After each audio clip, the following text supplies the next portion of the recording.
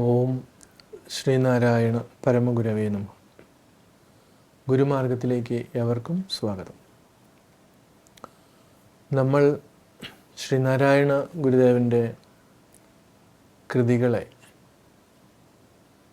പഠിക്കുകയും മനനം ചെയ്യുകയും അതിനെക്കുറിച്ചുള്ള ഒരു ആമുഖമായിട്ട് അല്ലെങ്കിൽ ഒരു പ്രവേശികയായിട്ടൊക്കെ കാണുന്നവരും ഒക്കെ ഉണ്ട്.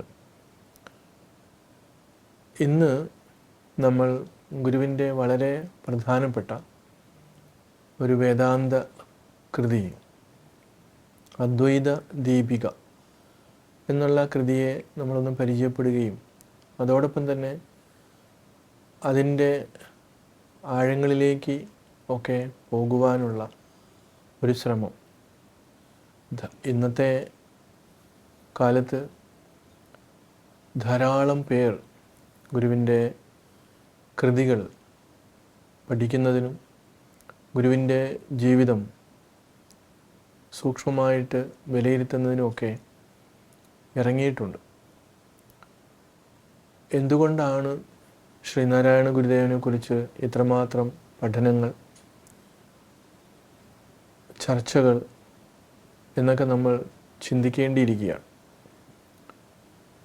നമ്മളുടെ സാമൂഹികമായിട്ടുള്ള വ്യവസ്ഥിതികൾ എല്ലാം തകിടം മറിഞ്ഞുകൊണ്ടും ഇരിക്കുകയാണ്. അപ്പോൾ ഈ പരിതസ്ഥിതിയിൽ മനുഷ്യൻ്റെ ഈ മാനസികാവസ്ഥ ഏത് കാര്യങ്ങൾക്കും ആത്യന്തികമായിട്ട് നമ്മൾ ചെന്ന് നിൽക്കുന്നത് അവൻ്റെ ശാന്തിക്കും സമാധാനത്തിനും സുഖത്തിനും വേണ്ടിയിട്ടുള്ള ആ ഒരു അന്വേഷണത്തിലാണ്. പക്ഷേ അത് അവന് ഉദ്ദേശിക്കുന്ന രീതിയിൽ നിലനിർത്തിക്കൊണ്ടുപോകാൻ പറ്റുന്നില്ല എന്നുള്ളതാണ് പ്രധാന വിഷയം. ഇത് മനുഷ്യൻ ഉണ്ടായ കാലം തുടങ്ങി, അതായത് അവൻ ചിന്തിക്കുവാൻ തുടങ്ങിയ കാലം മുതൽ ഉള്ള ഒരു പ്രക്രിയയാണ്.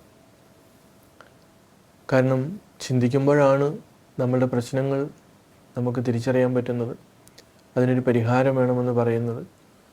ഇതൊക്കെ എത്രയോ ആയിരക്കണക്കിന് വർഷങ്ങൾക്ക് മുൻപേ തുടങ്ങിയ ഒരു പ്രക്രിയ. ഇത്രയും നമ്മളുടെ കാലം മാറിയിട്ടും ചിന്ത സ്വതന്ത്രമാക്കാത്ത ലക്ഷക്കണക്കിന് ആളുകൾ ഉണ്ട്. പക്ഷേ നമ്മൾ ആധുനിക യുഗത്തിലാണ് എന്ന് അവകാശപ്പെടുകയും ചെയ്യുന്നുണ്ട്. ഇങ്ങനെയുള്ള ഒരു സാഹചര്യത്തിൽ ഈ തിരക്ക് പിടിച്ച ജീവിതത്തിൽ കുറച്ചു സമയം അവനവന് വേണ്ടി മാറ്റിവെക്കണം എന്ന് ചിന്തിക്കുന്നവരുടെ എണ്ണവും കൂടി വരുന്നുണ്ട്. അത് നല്ലൊരു ലക്ഷണവുമാണ്. പൊതുവേ ഇതൊരു സൈക്കിളാണ്, ഇത് മാറി മറിഞ്ഞുകൊണ്ടേയിരിക്കും. അപ്പോൾ അദ്വൈത ദീപികയിൽ ഗുരു വളരെ ലളിതമായിട്ടുള്ള മലയാള പദങ്ങൾ ഉപയോഗിച്ചുകൊണ്ട് തന്നെയാണ് ഈ ബ്രഹ്മവിദ്യയെ അല്ലെങ്കിൽ ആത്മവിദ്യയെ നമ്മൾക്ക് പറഞ്ഞു തരുന്നത്. ഗുരുവിൻ്റെ അപാരമായിട്ടുള്ള കാരുണ്യം നമ്മൾക്ക് ഇതിൽ കാണുവാനും സാധിക്കും. പക്ഷെ ഇത്രയും ലളിതമായി ഗുരു നമ്മളോട് സംവദിക്കുമ്പോൾ നമ്മൾക്ക് അത് കഠിനമായി തോന്നുന്നതിൻ്റെ കാരണം നമ്മുടെ മനസ്സ് അത്രമാത്രം സംഘർഷഭരിതമാണ് എന്നുള്ളത് കൊണ്ടാണ്. ഒരുപക്ഷെ ഈ വിഷയം നമ്മൾക്ക് നേരിട്ട് മുഖാമുഖം കാണുവാൻ ഉള്ള ധൈര്യമില്ലായ്മ, അങ്ങനെ പല പല കാര്യങ്ങളാണ് ഇത് നമ്മൾക്ക് മനസ്സിലാകാതെ ഇരിക്കുന്നതിൻ്റെ കാരണം. അപ്പോൾ എങ്കിലും നമുക്ക് ചെറുതായിട്ടൊന്ന് നോക്കാം. ദൈവദശകം പോലെ ലളിതമായിട്ടുള്ള പദങ്ങൾ ഉപയോഗിച്ചുകൊണ്ടാണ് ഗുരു അദ്വൈത ദീപിക നമ്മൾക്ക് പറഞ്ഞു തന്നിട്ടുള്ളത്. അപ്പം നമുക്ക് ആദ്യത്തെ ശ്ലോകം ഒന്ന് നോക്കാം.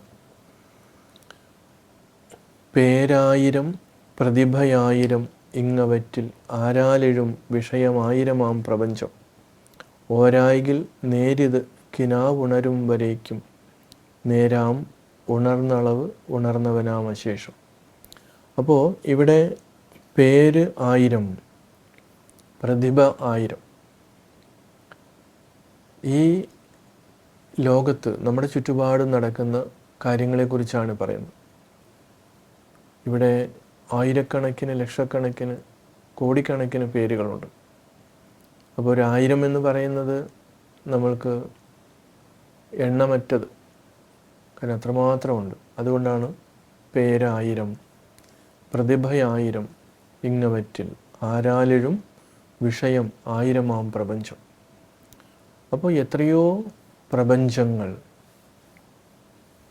നമ്മൾ ഇവിടെയുണ്ട്. നമ്മുടെ ആധുനിക ശാസ്ത്രമൊക്കെ ഒരുപാട് ഗാലക്സികളുണ്ടെന്നും അതുപോലെ ബാഹ്യമായിട്ടുള്ളതിനെക്കുറിച്ചൊക്കെ കുറേയൊക്കെ അവർ കണ്ടെത്തി വരുന്നുണ്ട്. ഇങ്ങനെയുള്ള ഉപകരണങ്ങളില്ലാത്ത സമയത്ത് തന്നെ മഹർഷിമാർ അതിനെക്കുറിച്ച് വളരെ വ്യക്തമായിട്ട് നമ്മൾക്ക് സൂചനകൾ നൽകിയിട്ടുണ്ട്. പക്ഷേ അത് മനസ്സിലാക്കുവാനുള്ള ആ ഒരു മാനസികാവസ്ഥ ഇല്ലാതെ പോയതുകൊണ്ടാണ് അവരെല്ലാം അന്ധവിശ്വാസികളാണ് എന്ന് പറഞ്ഞ് പരത്തിയത്. പക്ഷേ ആധുനിക സയൻസിൻ്റെ വരവോടുകൂടി മഹർഷിമാർ പറഞ്ഞതെല്ലാം ശരിയാണ് എന്നുള്ള തലത്തിലേക്ക് വരുന്നുണ്ട്. അപ്പോൾ നമ്മൾക്ക് അതിൻ്റെ ഈ എന്താണ്, എങ്ങനെയാണ് ഈ പേരായിരവും പ്രതിഭയായിരവും ഒക്കെ എന്നുള്ളത് നമുക്ക് നോക്കാം. ഏവർക്കും നമസ്കാരം.